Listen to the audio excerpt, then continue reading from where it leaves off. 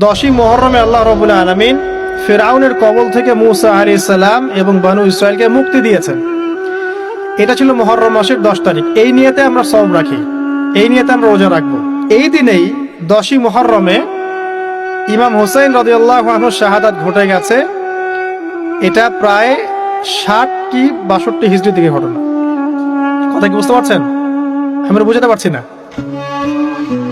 অনেক পরে এই দিনেই হুসাইন রাদিয়াল্লাহু আনহু শাহাদাতটা ঘটে গেছে। এই কারণে আমাদের মধ্যে একটা প্রচলন হয়ে গেছে যে হয়তোবা এই উদ্দেশ্যে এখানে রোজা রাখতে হয়। আসলে ব্যাপারটা এমন নয়। একটু ব্যাখ্যা করলে বুঝবেন, আমি ব্যাখ্যাটা করতে চাচ্ছি, না হলে আপনাদের ক্লিয়ার হবে না। আর এই বক্তব্যটা হয়তো অনলাইনে যাবে, তা আমি এই জায়গা থেকে আপনাদেরকে একটু ব্যাখ্যা করে শোনাচ্ছি। একটু খেয়াল করেন আমার দিকে। রাসূল সাল্লাল্লাহু আলাইহি ওয়াসাল্লামের ইন্তেকালের পর খলিফা হন আবু বকর সিদ্দিক রাদিয়াল্লাহু আনহু, তারপরে ওমর রাদিয়াল্লাহু আনহু, তারপরে উসমান রাদিয়াল্লাহু আনহু। এই উসমান রাদিয়াল্লাহু আনহুর এই সময় থেকে শেষের দিকে একটা সমস্যা সৃষ্টি হয়েছে। কি সমস্যা? উসমান রাদিয়াল্লাহু আনহুকে কিছু বিদ্রোহীরা হত্যা করেছিল। একটু বোঝার চেষ্টা করেন, ইতিহাস পড়তে কিন্তু অনেক সময় লাগে, আমি খুব অল্প সময় আপনাকে শেখাচ্ছি। উসমান রাদিয়াল্লাহু আনহুকে হত্যা করেছিল কিছু বিদ্রোহী, ঠিক আছে? যিনি নবী সাল্লাল্লাহু আলাইহি ওয়াসাল্লামের জামাই, 2 জন মেয়েকে বিয়ে করেছেন, জিন্নুরাইন, তাকে হত্যা করেছে কিছু বিদ্রোহী। এরপরে খেলাফতের দায়িত্বে আসেন আলী রাদিয়াল্লাহু আনহু। কে আসেন? আলী রাদিয়াল্লাহু আনহু। আলী রাদিয়াল্লাহু আনহু দায়িত্ব নেন এই মক্কা মদিনা এই জায়গাটুকুর উপরে। তার হাতে সাহাবায়ে কেরাম বায়াত করেন। কিন্তু ওই দিক বলতে বোঝাচ্ছি সিরিয়া, শামের দিকে, সেদিকের গভর্নর ছিলেন মুয়াবিয়া রাদিয়াল্লাহু আনহু। কি নাম?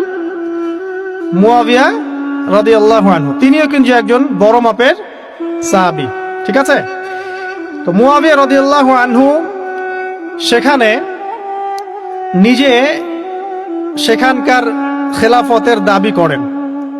আলী রাদিয়াল্লাহু আনহু হাতে বায়াত তিনি করেননি। আলী রাদিয়াল্লাহু আনহুকে বারবার একটা বিষয়ের চাপ দেওয়া হচ্ছিল যে ওসমান রাদিয়াল্লাহু আনহু শাহাদাতের আগে বিচার করতে হবে, হত্যাকারীর বিচার করতে হবে।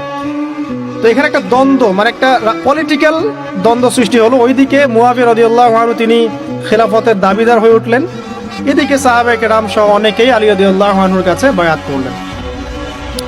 তো এর ফলশ্রুতিতে দেখা যায় আলী রাদিয়াল্লাহু আনহু তার রাজধানীটাকে কুফায় নিয়ে যান, ইরাকের কুফায়।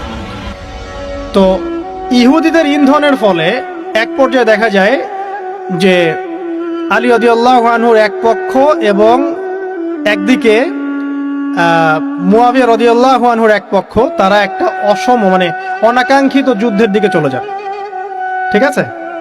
এই যুদ্ধটাকে বলা হয় সিফফিনের যুদ্ধ। কিসের যুদ্ধ? সিফফিনের যুদ্ধ। এটা সংঘটিত হয়েছে 37 হিজরিতে। কত হিজরি? 37। এর আগের বছর আবার উটের যুদ্ধ হয়েছে, জঙ্গে জামাল। তার পরের বছর এই সিফফিনের যুদ্ধ। সিফফিনের যুদ্ধে আলী রাদিয়াল্লাহু আনহু বিজয় লাভ করেই ফেলেছিলেন। এই সময় মুয়াবিয়া রাদিয়াল্লাহু আনহুর দলের মধ্যে আমর ইবনে আস রাদিয়াল্লাহু আনহু তিনি বলছেন যে কোরআন ফয়সালা করবে। কোরআন ফয়সালা করবে, এটাকে কেন্দ্র করে একটা তৃতীয় পক্ষ নির্ধারণ করা হয়, যেটাকে আমরা সালেস বলি। যে মুয়াবিয়া রাদিয়াল্লাহু আনহুর পক্ষে একজন, তার নাম আমর ইবনে আস রাদিয়াল্লাহু আনহু, এবং আলী রাদিয়াল্লাহু আনহুর পক্ষে একজন, তার নাম হচ্ছে আবু মুসা আশআরী রাদিয়াল্লাহু আনহু। তারা গিয়ে একটা তৃতীয় পক্ষ করে মীমাংসা করতে যাচ্ছেন যে আমরা কেউ যুদ্ধ চাই না, আমরা ভাই ভাই, আমরা সবাই মুসলিম উম্মার ঐক্যের খাতিরে এখানে একটা সলিউশনে আসবো। তো সলিউশনে একটা আশা হচ্ছিল যে ঠিক আছে, উভয়েই পদত্যাগ করবে, নতুন খলিফা নেওয়া হবে, ঠিক আছে? তো এরকম একটা কথা চলছিল। কিন্তু মুয়াবিয়া রাদিয়াল্লাহু আনহু তিনি তার যে মানে দাবি, এটা ছাড়তে চাচ্ছেন না।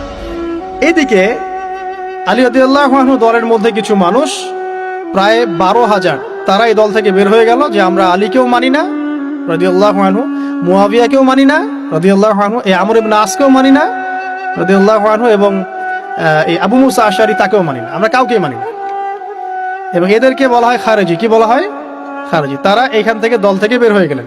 শুধু তাই না, তারা ফতোয়াও দিল যে আলী এবং মুয়াবিয়া এবং আমর ইবনে আস, আবু মুসা আশআরী সবাই কাফের। নাউজুবিল্লাহ।